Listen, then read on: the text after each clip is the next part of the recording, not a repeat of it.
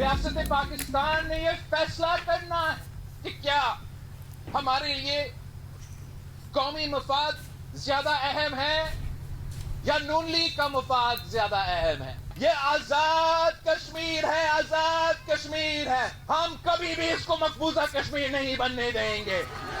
मीरपुर के अवाम को सलाम पेश करता हूं, आपने पाकिस्तान पीपल्स पार्टी को अक्सरियत दिलवा दी है।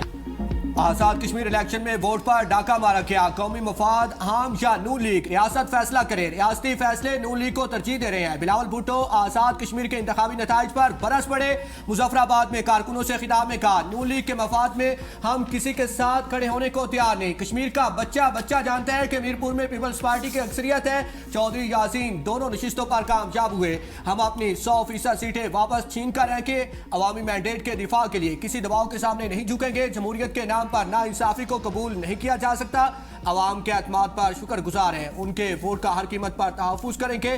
तारीख गवाह है कि जुल्म और ना इंसाफी को कभी जमहूरियत का नाम नहीं दिया जा सकता। जुल्म, जबर और ज्यादती को जमहूरियत का लिबादा उड़ाने की कोशिश कामयाब नहीं हो सकती। हम आज़ाद कश्मीर को कभी मकबूजा कश्मीर बनने नहीं देंगे। पोलिंग स्टेशन पर हमले हो, इंटरनेट बंद हो तो ये आज़ाद नहीं मकबूजा कश्मीर लगेगा।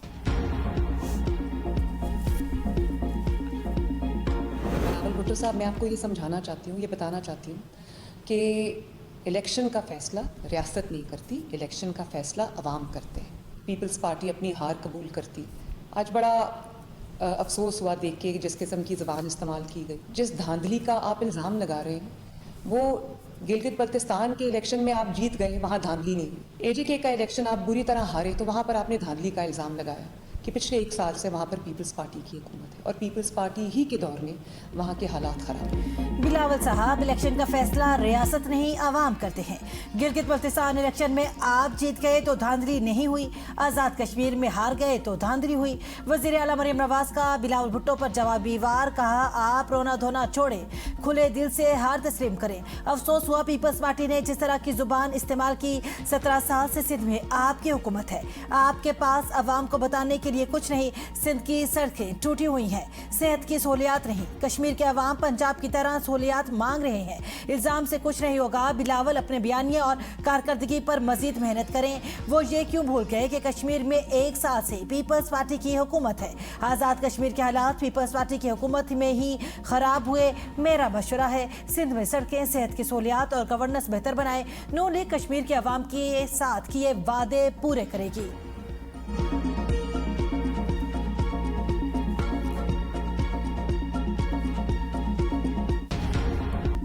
आजाद कश्मीर इलेक्शन का पहला मरला, नून लीग के नाम 13 हलकों में 9 नशिस्तों पर कामयाब। पीपल्स पार्टी के हिस्से में 4 सीटें आई। LA1 से मुस्लिम लीग नून के असर सादिक 15,427 वोट लेकर जीत गए। LA2 पीपल्स पार्टी के कासिम मजीद 12,904 वोट लेकर फातेह। LA3 से पीपल्स पार्टी के चौधरी यासिर सुल्तान 12,590 वोट लेकर कामयाब। LA4 से नून लीग के चौधरी रुखसार अहमद 20,172 वोट लेकर जीत गए। LA5 से नून लीग के वकार अहमद नूर ने 29,821 वोट लेकर मैदान मार लिया। LA6 से नून लीग के मोहम्मद रसाक चौधरी 30,073 वोट लेकर कामयाब। LA7 से नून लीग के चौधरी तारिक फारूक 35,490 वोट लेकर जीत गए। LA8 से पीपल्स पार्टी के मलिक जफर इकबाल 19,533 वोट लेकर कामयाब। LA9 से पाकिस्तान मुस्लिम लीग नून के उमैर नईम 31,080 वोट लेकर जीत गए। LA10 से पीपल्स पार्टी के चौधरी मोहम्मद यासीन 12,421 वोट लेकर फातेह रहे। LA11 से लीगी रहनुमा मोहम्मद आसिफ 26,190 वोट लेकर जीत गए। LA12 से मुस्लिम लीग नून के मोहम्मद रियासत 35,168 वोट लेकर जीत गए। पीपल्स पार्टी के चौधरी यासीन 30,320 वोट लेकर दूसरे नंबर पर है। LA13 से नून लीग के अयास अहमद ने 21,856 वोट लेकर मैदान मार लिया। दूसरे मरहले के इलेक्शन इतवार को होंगे।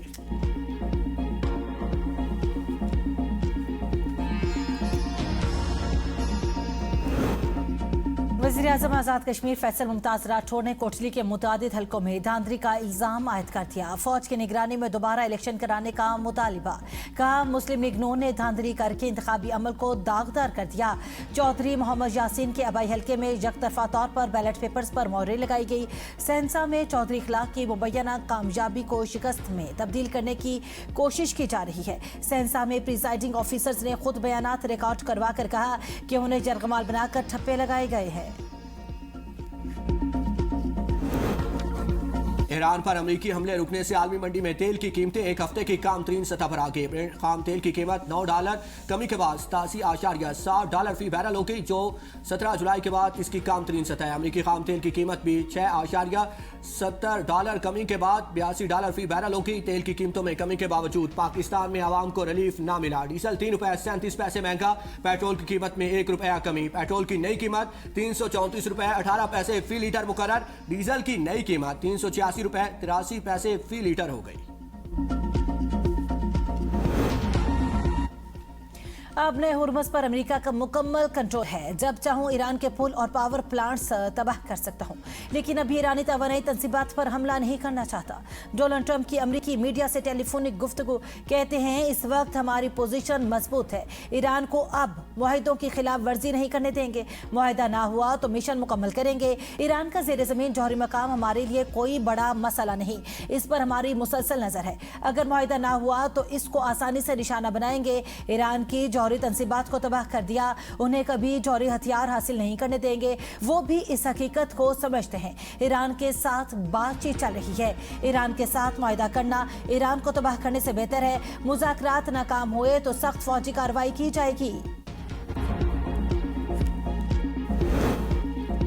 अब्बास इराकी का ओमानी सऊदी हमनसब से राब्ता। अबनाए हुर्मुज़ समेत खित्ते की सूरत हाल पर तबादला ख्याल।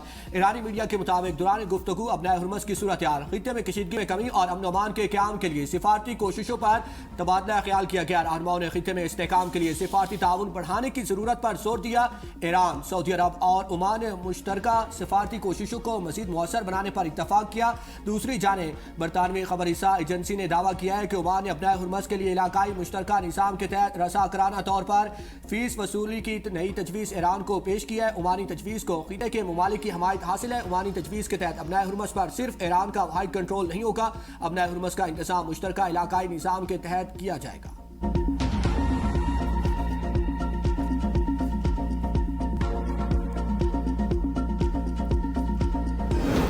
साल्सों के जरिए अमरीकी तजावीज़ को मुस्तरद कर दिया था। ईरानी नायब वज़ीर ख़ारजा का इंकिशाफ, कासिम गरीब आबादी ने कहा मुज़ाकरात का आगाज़ इस्लामाबाद में हुआ था, जहां अमरीकी वफ़द ने एक ऐसा मंसूबा पेश किया जिसमें ईरान के लिए नाकाबिले कबूल शराइत शामिल थी।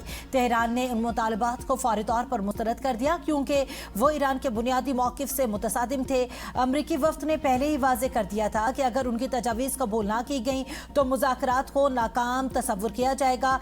आखिरकार यही हुआ। अमरीकी नुमाइंदे मुज़ाकरात ख़त्म करके रवाना हो गए। ईरान ने इज़्ज़त नफ्स और कौमी मफादात पर कोई समझौता नहीं किया। अबनाए हुर्मुज़ की सूरत हाल पर ओमान में भी राबते हुए, तहम अबनाए हुर्मुज़ को बंद रखने से मुतालिक ईरान की पॉलिसी बदस्तूर बरकरार है।